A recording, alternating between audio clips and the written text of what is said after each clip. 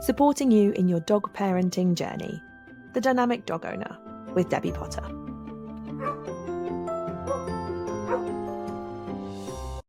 Hello and welcome to this week's episode of The Dynamic Dog Owner, the podcast designed to support you, the dog parent, in your dog parenting journey. In the podcast, we talk about the people side of dogs, the theory side of things, and the practicalities of living with a dog rather than the actual training. If you're looking for actual training advice with practical videos, support on exercises to teach your dog, then do check out the Pawcademy, our online training community. In the description, you will see that there is a link to book or to sign up and get 3 days absolutely free, so you can try out the Pawcademy before you decide to join us. So this week on the podcast, we are going to be talking about a little bit about sniffing, which I know we've covered sniffing so many times in the past. There are lots of previous episodes around sniffing, around scent detection. And today's is inspired by a question that we were asked this week. So a lot of the time we get asked questions regarding how do I stop my dog from sniffing? How do I get their focus back when they are sniffing?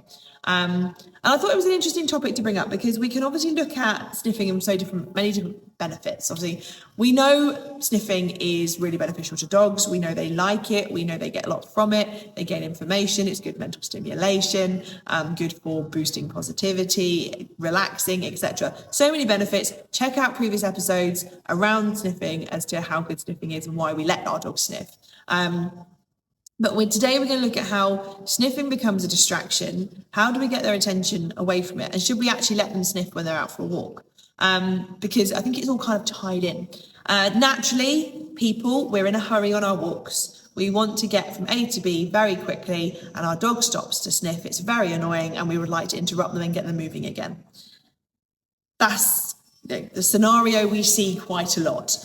Now, I understand you're in a hurry and you want to get going. And this is where we have that sort of clash between what we need and want and what our dog needs and wants.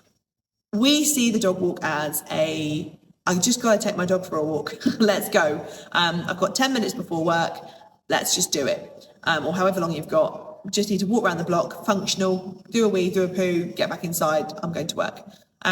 For dogs, it's their moment. It's their time when they can be a dog. Dogs are not designed to sit in our houses all day. They need to be out and about. They need to be moving. They need to be sniffing.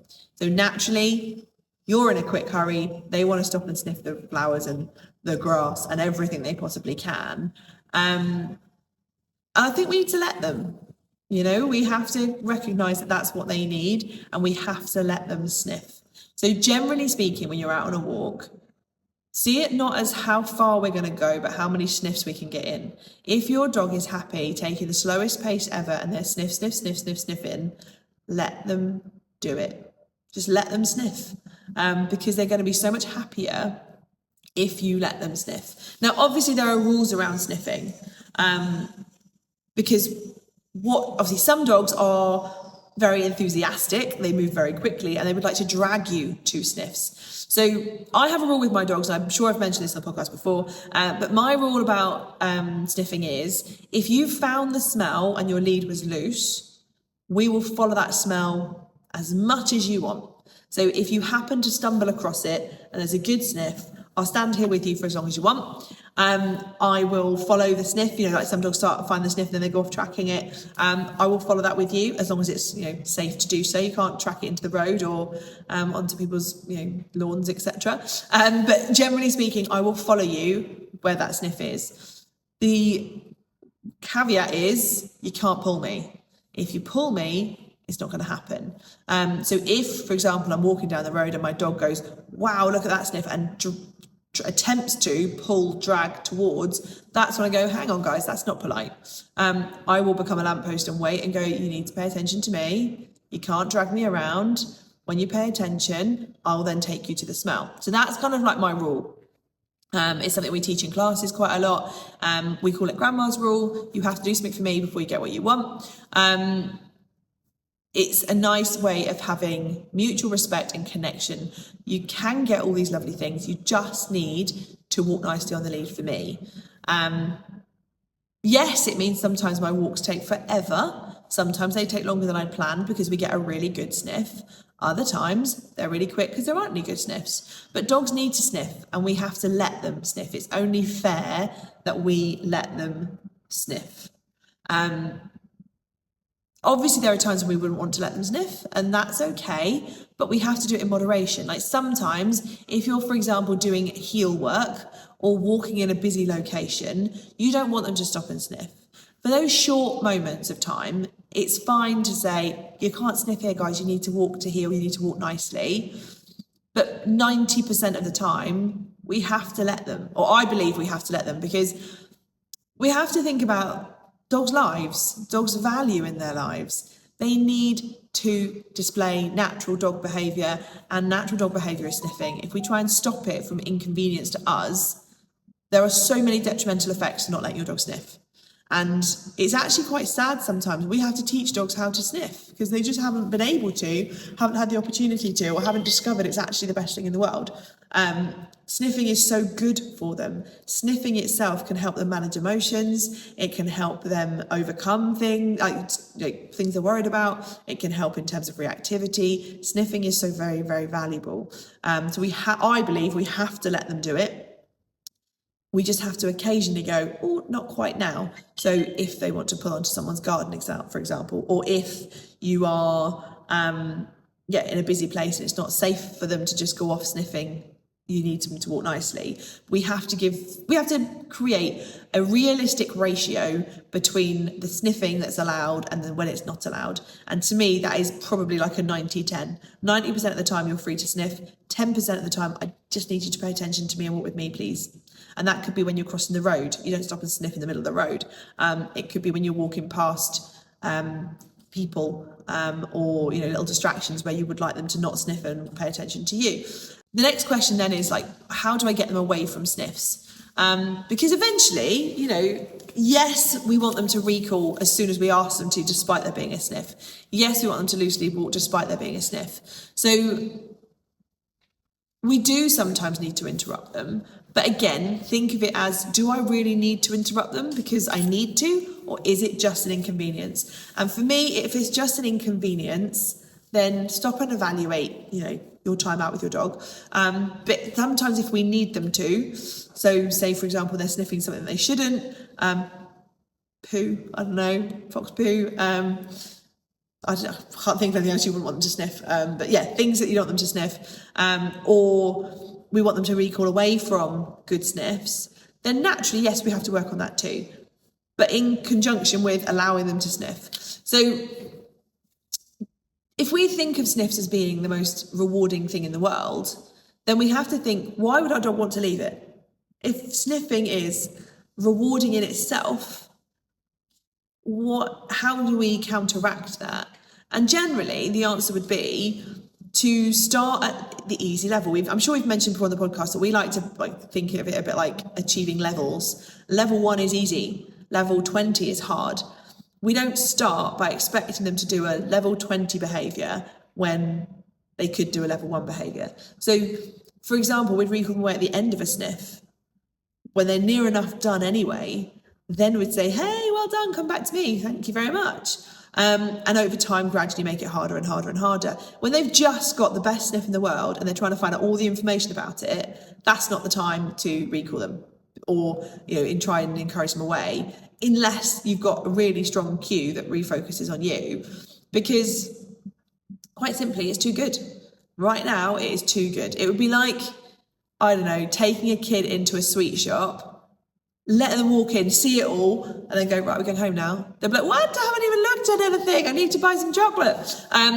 You wouldn't do it. You'd wait until they'd looked around, till they'd chosen their purchases, and then you say, right, we're going home. And that's the same with our dogs. We don't do it at the beginning of a sniff. We wait. We wait until they've near enough finished that sniff, and then we would try and interrupt them when they're just about finished themselves, so that we're creating a situation where we are likely for whatever we're asking for to work. That builds, we always say success builds success. So the only way we build on things and improve is if we're getting little wins and little successes. And if we're not getting those little wins and little successes, then dogs just don't see the point. Every time we get a success, we make it a little bit harder. And that can be gradual. So say, for example, your dog wants to sniff this sniff for 5 minutes. We would wait until like 4.5 or 4 3/4 minutes and then go, right, look at all this stuff I've got. Let's do this, let's do that, let's interact together. Because then they were pretty much finished with it anyway. And then we'd shorten it by like 10 seconds at a time, strengthening our refocus, strengthening our recall cues. But the important thing is we let them do it. Refocusing after sniffs can be really tricky. But I'm sure we've talked about it again on the podcast before, but we've talked about the fact that sniffing is rewarding and we can actually use that. We can use sniffing as a reward. A lot of people, especially like your spaniel owners, for example, who want, spaniels love sniffing. And we see it as a nuisance and a distraction. But when we flip it on its head and go, actually, that sniff can be a reward, then we have power in our training. Then we have good results. Because if our dog wants to do it anyway, and we're always saying, no, you can't do it, naturally they want to do it more. So if we allow them to do it, but just on our terms, then it's all good. So for example, if your dog's walked nicely to heel for 5 meters while they've walked past, I don't know, a kid on a bike, you can then reward them with sniffing and say, now you go sniff, and encourage sniffing so that you're encouraging it as a reward for not sniffing. So if you don't sniff for a few minutes, you now get to do all the sniffing. But as long as we put the cues in place, as long as we have sort of structure in what we're doing and we understand how we're using it, then sniffing becomes a valuable tool, not just a distraction, an annoyance, a thing we want to get them away from. But again, I think it all comes down to the fact that we're in a hurry. We're in a hurry. People are in a hurry. I know, I'm always in a hurry. There's always somewhere I need to be. There's always something I'm late for. That's like bad character flaw. That's because I try and go, I've only got 5 minutes, I can quickly do that job, and I don't have time. There's always somebody who needs my attention. Life is busy, I get it. I'm not sitting here going, I've got all the time in the world and I do nothing. I am the busiest person. I have no time. But on a dog walk, I still let my dog sniff. Even if, like this morning, I was out when we walked for Rem, and we didn't go far because it's just his toilet walk in the morning, so he doesn't want him put in the garden, very annoying. And he's sniffing away, and I'm like, I'm going to be late for work, mate. Thankfully, I didn't have clients this morning, I was just podcasting. But I'm like, watching my clock going, come on, mate, hurry up. Doesn't mean I stop him from sniffing. I'm just thinking, I'm going to be late. But I'd prefer to be a few minutes late and let him sniff than to be on time and him have not had what he needs in a walk, because sniffing is so valuable. So sniffing is something we should allow on our walks. We should let them sniff. To not let them sniff is just simply unfair. And you're actually going to get more from your walks if you let your dog sniff. They're going to be more tired, more content, more relaxed if they sniff on a walk. So encourage sniffing. Allow them to sniff. But we can practice coming away from sniffs with loads of games, with activities, with using sniffing as a reward. See it as a tool for us to use rather than a distraction. So it's a little bit of reframing of our minds, really. Rather than sniffing is really annoying, sniffing is a distraction, how can I use sniffing to my advantage? So structured sniffing, letting them sniff.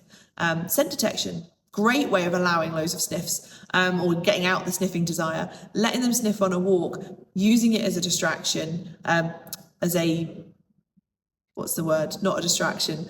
Using it as a reward. Playing games around sniffing so that when you finish your sniff, automatic look up at me. And those things can make our walks and our time out with our dog when there are lots of sniffs easier. As always, it's about practicing what we want to happen when we don't need it, so that effectively your dog's got these trained patterns that they fall back on. And again, all this kind of stuff, there's bits like this in the hub, so about how to actually do this. So if you've got any questions about sniffing, do look back at previous episodes, because there are a lot about sniffing, and do check out the hub if you want some sniffing games, and hopefully I will see you guys soon. Found it useful. Do obviously like, comment, share, etc., so that more people can listen to the podcast. Have a great week, and I will speak to you very soon. If you love listening to the podcast, why not check out the Pawcademy for practical dog training advice and how-to videos. The hub is broken down into sections and hundreds of pre-recorded videos are there for you to start watching whenever you choose. You can watch them back as many times as you like. You also get to talk to other community members and discuss your training and benefit from live Q&As with myself where you can get your questions answered. Why not make use of our 3-day free trial where you can access all of the content on the hub absolutely free for 3 days.